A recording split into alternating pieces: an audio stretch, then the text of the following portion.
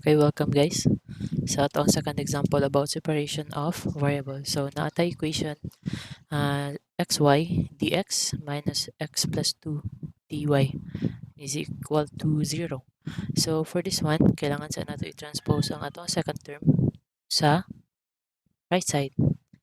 Okay, this is x, y, then dx is equal to x plus 2, then dy. Okay, for this one, again, balik ko na to ang ginahimo nga cross multiplication. If maglibog pa ta, over 1. Then, ato ang i-transpose ang dapat i-transpose. So, this is y. Si y dapat ma-transpose sa right side nga denominator and si x plus 2 dapat ma-transpose sa left side na denominator. So, let's rewrite the equation guys. X then dx over x plus 2 is equal to dy over, sorry, dy over y.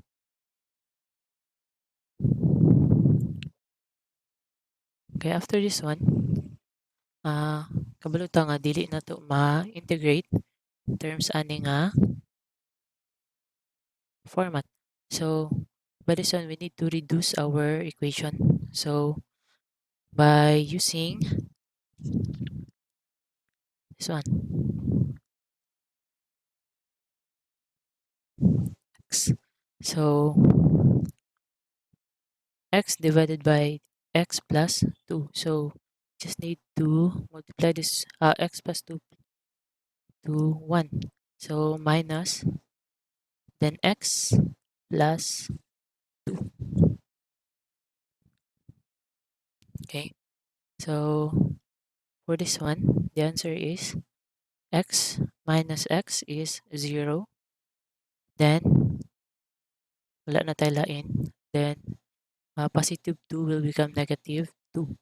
And we have the remaining equation that is negative 1 minus 2 over x plus 2. So, uh, we need to rewrite our equation, that is integration of x minus, sorry, is 1 minus 2 over x plus 2.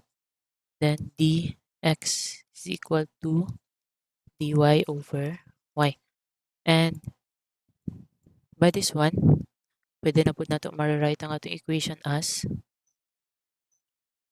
dx minus integration of 2 x plus 2 dx equal to, okay, dy over y. Okay. For this one, our answer here is x.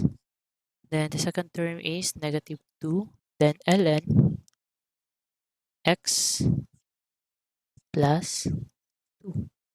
Then equal to ln y. Then plus, we can redirect this one into ln c para mas dali. Then, we can rewrite this one to ang separate ang tanan ln padulong sa right side. So, we have x is equal to 2 ln x plus 2, then plus ln y, then plus ln c, or constant. Then, after this one, pwede na ito ma-rewrite ang atong equation as x is equal to 2. Then, apply itong product rule na to sa mga logarithmic. Okay, that is ln c ln y then x plus 2. Okay? Then, take note, napatay isa ma-apply sa logarithmic, whereas si 2 mahimong exponent sa ato ang logarithmic, that is ln cy x plus 2, then squared.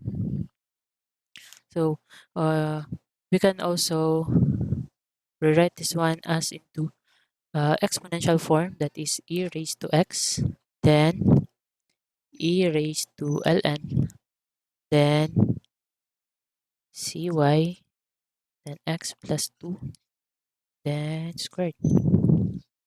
Oh, sorry. This will be on the outside. Okay, squared.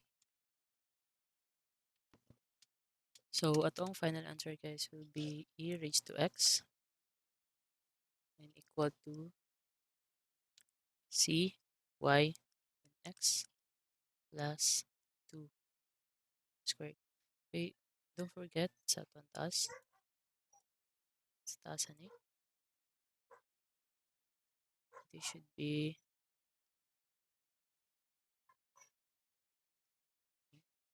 and for the final answer also, kay sila tanan ang naka squared.